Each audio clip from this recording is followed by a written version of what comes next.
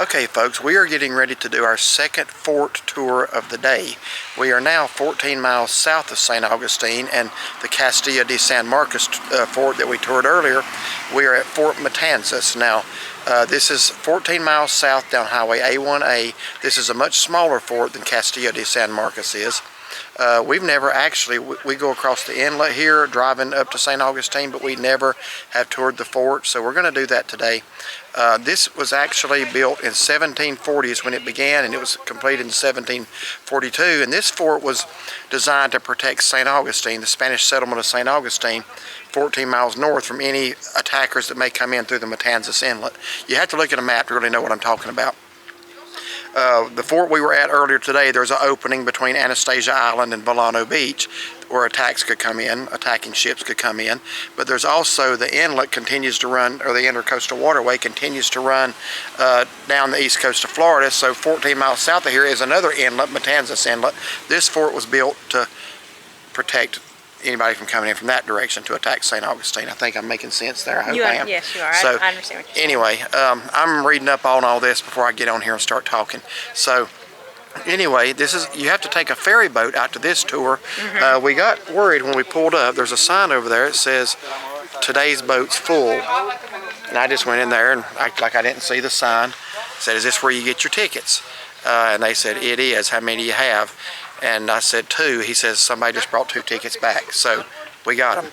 Anyway, it is free admission. You do have to take a ferry over to the fort. It's over on the other side of the water, but you don't have to pay for it. You just have to go in there and tell them you want tickets. I guess in light of the fact that they were almost not sold out, but out, Booked up. I would call ahead of time, and maybe, I guess you can reserve them or something. I don't know how that works. So I don't either, but you want to call Fort Matanzas Visitor Center and just find that information out. You don't want to drive down here and not be able to get a ticket. We were very fortunate to get those 2. Yeah. So anyway, we're going to be going. Our ferry is at 3:30. It's only about 2:40 now, so we got about 50 minutes to hang around here. So that's what we're going to do. We're going to walk around and see the grounds. So right here is the visitor center. You walk through that little archway right there, and you can actually see the window to the right and people inside. That's where you get your tickets at. And we're going to go up those steps and see what's in the rest of that building. They have an acre under Yeah, here. yeah, they're not letting anybody on it because they're doing some maintenance work over there.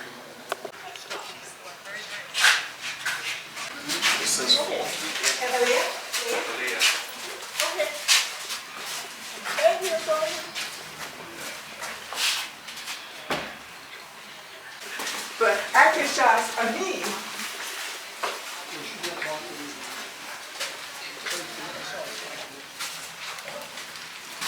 Hello. So right here is St. Augustine, and where we were today, that's that little opening between Anastasia Island and Volcano Beach. So the fort we were at, the Castillo de San Marcos, was right here. This is where we are now. This is to protect the southern entrance. So I guess seeing it on a map makes it make a little bit more sense. If a ship didn't come in from right there to attack St. Augustine, they could come in from the inlet down here and go up. I just want to say the bridge over the Matanzas Inlet, in my opinion, is one of the most scenic places in the state of Florida. The water looks really amazing. It really does. In all these different directions. Did a drone video there back in August. If you look at northeast Florida coast from the air, you'll see the Matanzas Inlet. To me, it's one of the prettiest places in the entire state.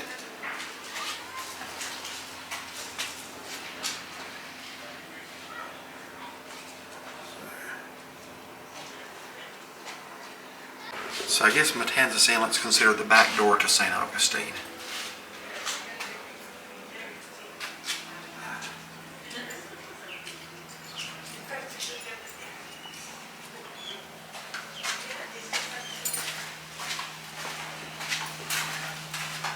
Pirate attacks.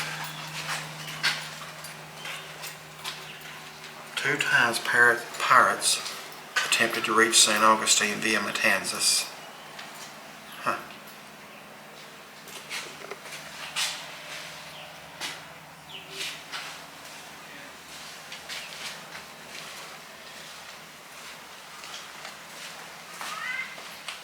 And I'm just going to pan across here quickly.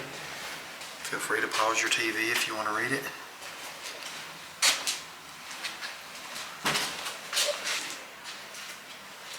Four of those books sold this afternoon. I've seen it, and it just, boom. Busy on this?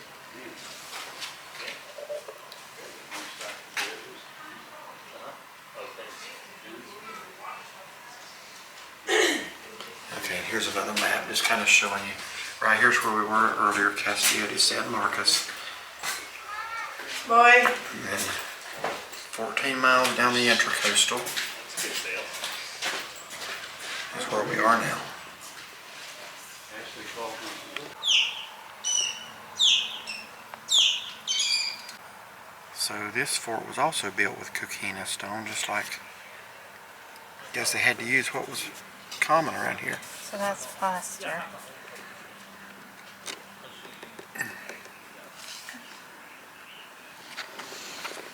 Okay.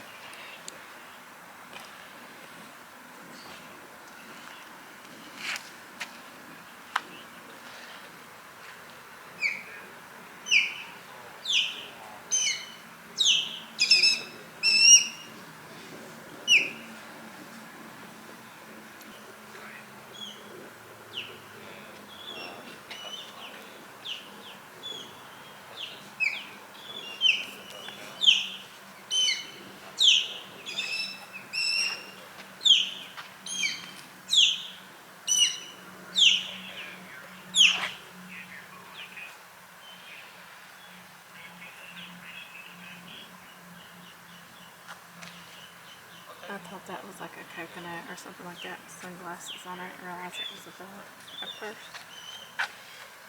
Yeah, I think that's a bug on. A rock or something.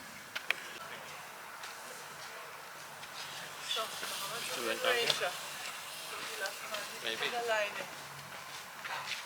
So. Wo kommen wir jetzt hier wieder raus? Da fahren wir. Aha, okay.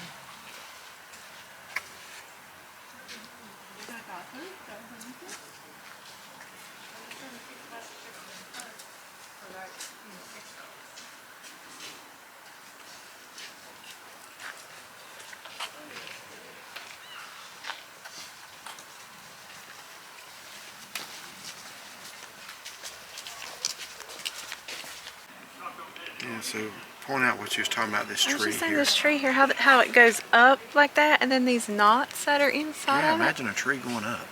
I meant the wood, the I know what you mean. because inside is it not usually rings going around? Yeah. And that's interesting. So this is where we're going to be boarding the ferry, I guess, at 3:30. I'm assuming. We can actually walk down there, can't we? People are walking. Beware of the wild oysters. Yeah, they'll attack you. They are critical to the ecosystem but present a danger to humans. Okay, yeah. If you're walking barefoot. Well, we'll try not to step on any of them. Way out there in the distance is the bridge crossing the Matanzas Inlet from the Atlantic Ocean. And again, that is a beautiful, beautiful spot. Just crossing that bridge, it's, I don't know, it's inspiring.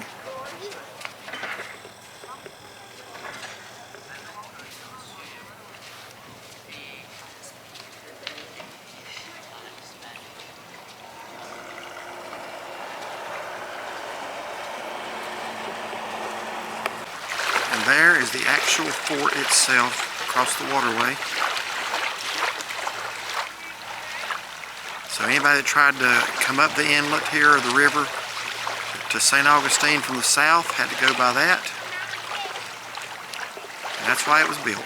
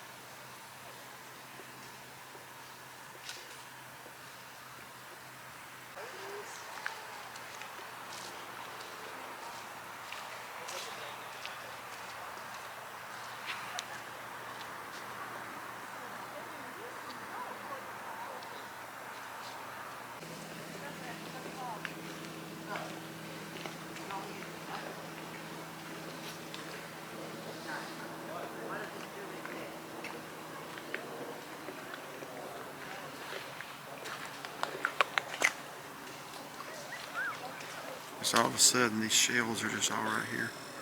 And it's back to sand again up there.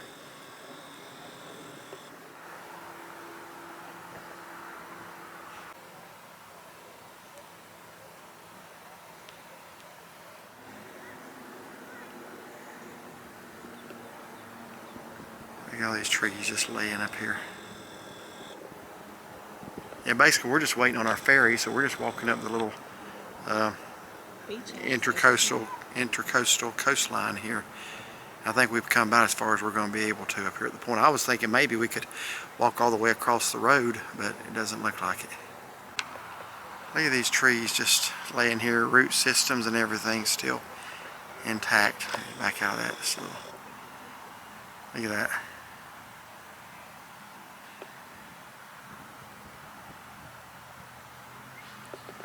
And again, out there is the bridge going over the inlet. That is actually Highway A1A. Folks, I just got to say this. If you're traveling the east coast of Florida and you just stay on Interstate 95 and you don't take time to veer off and ride A1A down the coast, you have missed a very rewarding drive. A very scenic drive and a nice experience. And a lot of people probably don't even know that highway's there, but yeah, if you don't ever ride the coastal highway and you just stay on the interstate, you've missed something beautiful.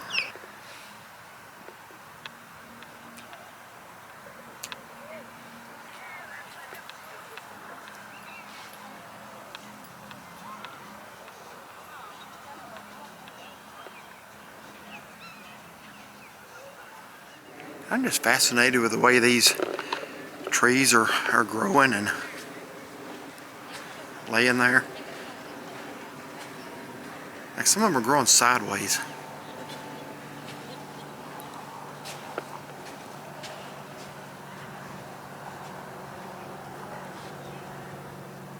Driven over that bridge 100 times or more. Never knew all this was even right here.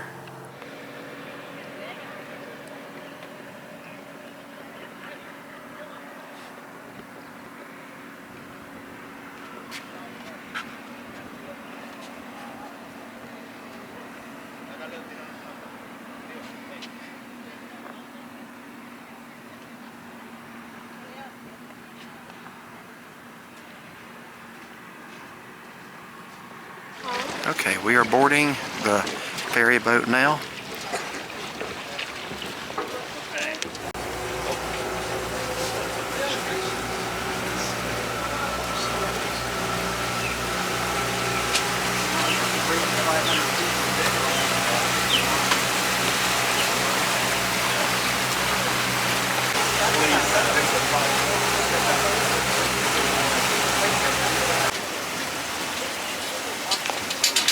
So what was that, about 6 or 7 minutes across?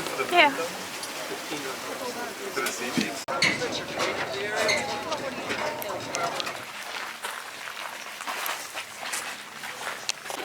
I can tell you all four if you want, but that means we're not going up in the fort today. So y'all choose which story you want to hear. Now, story number one goes way on back to the 1500s. It's how this area got its name, Matanzas. Stories 2 and 3 are from the 1700s. Story number 2, why'd the Spanish build this fort here? Story number 3, how'd they build the fort here? And story number 4 is from the early 1900s, how the War Department and the National Park Service created this national monument for us. So, show of hands, who would like to know how this area got its name, Matanzas? Who wants to know about that? All right, off to an early lead here, good. How about, why'd the Spanish build this fort here? Who wants to know about that? That's pretty close there, pretty close. That's almost dead heat. How about, how'd they build the fort here? Okay, so like the other two are still ahead by nose, and then the War Department, National Park Service created this national monument. Other two are pretty close. I haven't told the Matanzas story yet today, so I'm going to tell you all how this area got its name, Matanzas. If you want to hear about any of the other stories, we're up top, just give me a yell. So we're going to go way on back, late 14, early 1500s. The Europeans, Spanish, have, much to the chagrin of the folks already living on this side of the world, they have discovered the New World, Central and South America, the Aztec, the Mayan, the Incan empires. Now, what did the Spanish take from those folks that brought them back again and again? What did they take from the Aztecs and the Incans? Gold, silver, chocolate. You're absolutely right. Load your ships full of gold, silver, and chocolate. Hit the high seas. Who's coming after you? Pirates. Remember pirates. They're going to come into our story in a little bit. All right, any of y'all grew up in Florida? Any of y'all grew up in Florida? You guys growing up in Florida? Excellent. You guys dig holes in the backyard? Great job. You dig more holes back there. How much gold have you found? Oh, man, yeah. My siblings and I, same thing. We dug holes all over the backyard. Our folks yelled at us. We dug more holes back there. We never found any gold either. We don't have any gold here in Florida. What we have is the super highway back to Spain, the Gulf Stream. All those ships full of gold, silver, and chocolate are coming off the Spanish Main, squeezing between the Bahamas and Florida, coming right up the coast here on their way back to Spain. 1513 comes along, Juan Ponce de Leon swings on by, and once again, much to the chagrin of the Timucuans, the other folks already living around here, he discovers La Florida, the land of flowers. Now, back in those days, Florida goes north, all the way up towards what's now Canada. Heads west out the Mississippi River. So all that Europe knows of what's going to become North America is Spanish La Florida. Now, the French didn't read that memo, so we got some issues over there in Europe. Protestant Reformation's going on over there. In the 1560s, some of those Protestants in France, Huguenots, jump on some ships, sail on over, and they land about 50, 60 miles north of us on the St. Johns River near present-day Jacksonville. They build a wooden fort up there. They don't find more gold than we did. Some of the guys get impatient, jump on some ships, decide to try their hand at becoming pirates. Well, they didn't become very good pirates because they get caught right off the bat. King Philippe of Spain, one of his worst fears, he now has French pirates on the coast of Florida threatening his treasure fleets. He calls his admiral fleet Pedro Menendez to the office. Admiral Menendez, I have a job for you. I need you to rid my land of these French invaders. Now, Menendez has been trying to get over here to the New World for a while. One of his sons is a sea captain over here, and he has been lost at sea, shipwrecked in a storm, possibly off the coast of Florida. Menendez has been trying to get over here for a while to start searching for his son. So he takes the king up on that offer, and he gets the Spanish fleet together, and they prepare for their trip to the New World. Meanwhile, that French fort up there, Fort Caroline, is not doing very well. They have barely survived the winter of 1564. Jean Ribault was taking the French fleet back to France to get new supplies, to get reinforcements. So we have the Spanish fleet under Menendez in Spain, the French fleet under Ribault in France.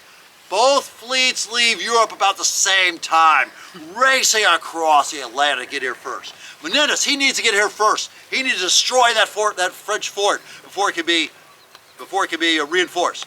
Ribault needs to get here first. He needs to get here before the Spanish and reinforce that fort before the Spanish arrive. These guys are both really good sailors, racing across the Atlantic. Storms come, storms go. Menendez's fleet gets spread out a little bit, and Ribault wins that race. The day he arrives, the day he lands at Fort Caroline, Menendez, with one of his other ships, sights Cape Canaveral to our south, where the Space Center is now, and they start looking for French guys. They poke their head in Mesquite Inlet down there. There's no French guys there. They look at this inlet. There's no French guys around here. They go up to where St. Augustine is nowadays, Saloy. They look in there. There's just that Timucuan village in there. There's no French guys there. They go all the way up to the St. Johns River. Not only do they find French guys there, there's that French fort. There's that French fleet. Orders are orders. Menendez goes in guns a-blazing. He comes back out guns a-blazing. It's too well defended. He cannot take that fort. He retreats south of the town of Saloy to try to figure out what to do. The king has ordered him to destroy that French fort, but it's too well defended. What can he do? The Timucuans, you mean that place up there? We walk up there all the time. We can show you how to walk on up there. He says, that's what we'll do then. If I can't take it by sea, I will take it by land. And he gets his men together, and they prepare to march north on the Fort Caroline. Meanwhile, Ribault is getting his men back on the ships. They are going to sail south to attack the Spanish in Saloy before they get organized. So you have Menendez's men preparing to march north on the Fort Caroline. Ribault and his men sailing south to attack the Spanish in Saloy. And that's when the hand of fate steps in. A giant storm comes in off the ocean. A hurricane smashes into Ribault's fleet, drives them south, sinks every ship. Hundreds drown, the rest make it ashore in two groups, one around Daytona, one around Canaveral, and they start marching north along the beaches to get back to Fort Caroline. Meanwhile, Menendez's men are marching north onto Fort Caroline. These guys are marching through the swamps. They have the old matchlock muskets, those muskets with a piece of rope, the match they have to keep lit. They're marching through the swamps, trying to keep their match lit, trying to get the powder dry, and that storm hits them. But it's so fierce, they will get right to the walls of the fort before the French even know they're there. So they kill all the soldiers. They capture the women and children, send them to Puerto Rico. They take the fort, leave a small detachment, and they return to the town of Saloy. The day they get back to Saloy, some of the smoke ones come up and say, hey, we've just seen some white men down there beyond the end of the island, across the inlet. So Menendez gets the men back together, they march down here to the inlet, they look across, there's the group of Frenchmen from Daytona. They're bedraggled, they're starving, they can't get across that inlet. It's too deep, the currents are too swift. Menendez sends a boat over, a French envoy gets in, they row him back over, he gets out, he says, Admiral Menendez, we'll lay down our arms, we'll surrender if you spare us our lives. And he says, I hear what you say, I will do whatever God tells me to do. So the French have run out of options at this point. So the boat goes back across, 10 to 12 Frenchmen get in, they row them back on over, they get out, Menendez has their hands bound behind their backs, they march them up into the dunes where Menendez has scratched the line in the sand. They step across that line, the soldiers fall on them and cut their throats. The boat goes back across, 10 to 12 more, 10 to 12 more, 10 to 12 more, 10 to 12 more. The priest from St. Augustine has been chronicling all this, and he has convinced Menendez to spare about 16. Some are professed Catholics, others are British sailors that have been captured, others are artisans they may need for the new colony, but they kill the rest, they go back to St. Augustine. About 2 weeks later, they hear there's more Frenchmen down here. They come back down here, they look across the inlet, here's the group from Canaveral, Rabault amongst them. The same thing happens, boats go over, 10 to 12, 10 to 12, 10 to 12, 10 to 12. So by the time they're 32, but maybe 32, maybe 3 dozen, but we have 250 Frenchmen lying dead in the dunes over here. And that's where the area takes the name from, Matanzas, Spanish for massacres, for slaughters. They say, man, it's cold, why? Why did Menendez have to kill them? They were going to lay down their arms, they were going to surrender. Why did he have to kill them? Well, number one, the king told him to. That was his orders. I need you to rid my land of those French invaders. Number two, God told him to. Menendez is fervently Catholic from the land of the Spanish Inquisitions. These Huguenots may as well have been Satan worshippers as far as the Catholics are concerned. But number three, Menendez is here to the inlet, he's looking across and he's counting mouths and he's counting mouths and he's counting mouths. If he spares that 250, brings them back to the new colony, the new town, has to pull the soldiers from clearing fields and growing food for the people to guard them 24/7, he may be sentencing his own people to a slow death by starvation over the upcoming winter before supplies can come back next summer. So chances are when he's here at the inlet, it's number three, he doesn't have enough supplies to feed an extra 250 mouths. But when you're back at St. Augustine, back at Saloy, back at St. Augustine, trying to sleep at night, it's a lot easier on your mind. Man, I wish I could have spared those people, I wish I could have saved their lives, but hey, God and the King made me do it, it's all their fault. And what would happen if that storm hadn't come along? Rabault had more men, he had more ships. What would he have done to the Spanish if he had caught them in Saloy? So that's how the area got its name, Matanzas, Spanish for massacres or slaughters. So we're going to get ready to go upstairs and do some exploring. Before we do, a couple safety notes. Remember, this fort was built for warfare, not our safety. There'll be uneven flooring up there, uneven steps. Please watch your step as you move through the fort. As you all can see, we have a fairly steep staircase heading up the fort, so please watch your step, use the handrails. But these are rough wooden handrails. Please don't get splinters in your hands. Your head's about this high or so. Be careful getting on these stairs up there. You all make sure not to bang your head on the end of the handrails. If you'd like to go to the observation deck to look at the very top of the fort, there is a steep, narrow ladder and through a little hole in the roof. It's easy to bang your head on there, scrape your back and shoulders, cut your elbows all up. So if you want to go all the way to the top of the fort, please be careful, take your time, watch your step. And as tough as it is getting up there, it is even tougher coming back down. So if you're up there at 4 o'clock, start thinking about working your way down. There's a lot of folks up there. It takes a while for everybody to get through that hole and down that ladder. Also around 4 o'clock, start taking the last of your pictures, start asking the last of your questions. 4:05, we need to start thinking about heading back to the boat because at 4:10, Captain Randy is casting off. And that river is still a bit too chilly to be swimming across today. So you guys ready to explore? Follow me on up. We go up to the very top. The fort has collapsed. There's been a abandoned global on the center. On the decks, Look at this. keep watching out the river. We had a little sea turtle out there by the boat as y'all were getting off out there. Keep watching those guys. Every now and then dolphins come by. Might get some more spotted eagle rays. I think I'm good here. Tarpon, for those guys moving around. You have to come back down, you know that. Here's a narrow ladder that you have to climb up. And to through a little narrow hole. Well, we're about to put this to the test, guys. Here. This little archway here, my head's hitting the top of that, so don't bump your head on that when you come under it. I'm 6 feet even, and it's about 5'10".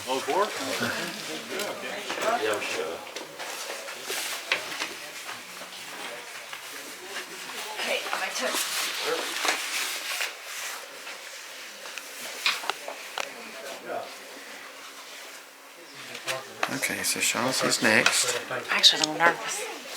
Well, you gotta go through this narrow little passageway here. Wow.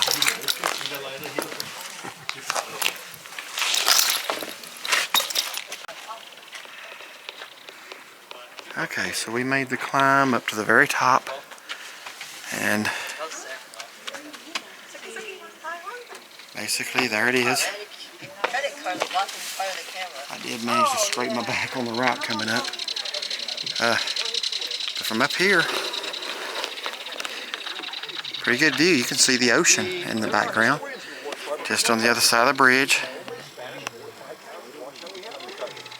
And they're trying to get funding to put this back together. Well, they're competing for funding with Revolutionary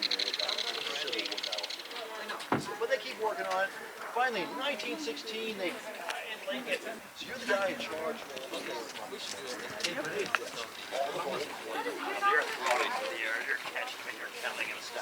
He said they went by a sea turtle on the ferry ride over here. I didn't see it. The other will get down. These generals can stop. General admirals can stop. I need men. I need ships. I need tanks. So, as you heard, our guide is a very animated storyteller. And I just want to say, I was recording the presentation. I'm neither endorsing or with anything he said there. The references to God telling them to do that.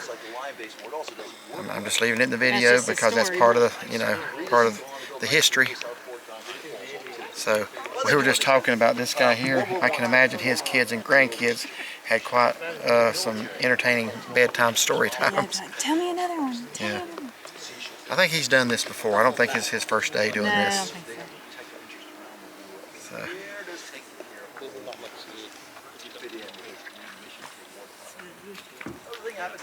So. Walk over here to this end. See if we can see any marine life from up above here.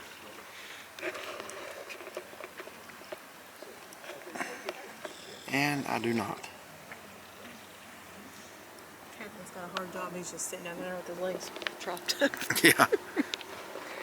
Yeah, I could get used to that job, I think.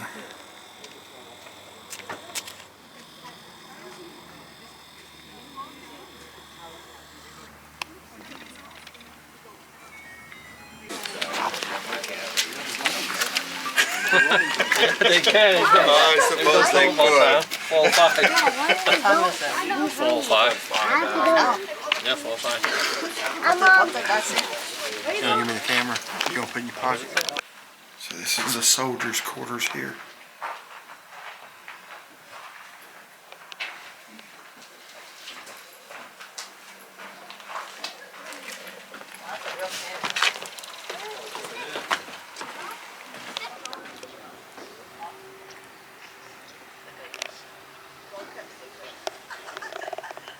Let's see if he spots anything. Yeah, that's what the lady was saying. She said that what's bigger, right? And they can shoot off So what's he doing with his foot? I don't know. I was trying to. It's like he'll take that left foot and he'll kind of like claw at something. He's not doing it now. I did see him do it. I guess see if anything comes out from under a rock, maybe. I guess. Pretty smart, ain't he? Yeah. Okay, we have left Fort Matanzas National Monument, so we wanted to do a quick closeout, give our thoughts of that. 2 forts in one day. We started big and ended up small.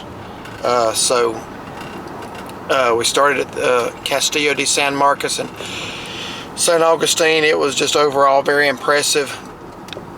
So we decided to take a ride down to Fort Matanzas, and much smaller. But anyway, tell me what you thought of it. So I thought it was very interesting. It's actually no charge to do it. The boat rides leave, I guess, every hour on the half hour. from what was it, 9:30 to 3:30, and you can't get the tickets online. You have to basically walk in and get them. So we were very fortunate to get 2 tickets. Because it did say it was full, but you know, for something free and you know historic, you know, it was well worth it in my opinion. I enjoyed it, learning more about the area. Yeah, it is. I mean, it's definitely worth it. The price is right. You do have to have a boarding pass. They won't let you on the ferry boat without one, but you don't have to pay for it. You just have to go in the visitor center and get it.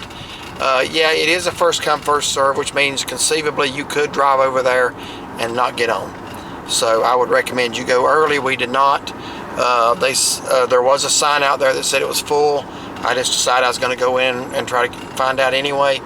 And the guy said somebody had just turned in. I don't know what he mean turned them in, but didn't use them for whatever reason. So he gave them to us. So we did get to go. It doesn't really take long to see. I think our boat departed at 3:30.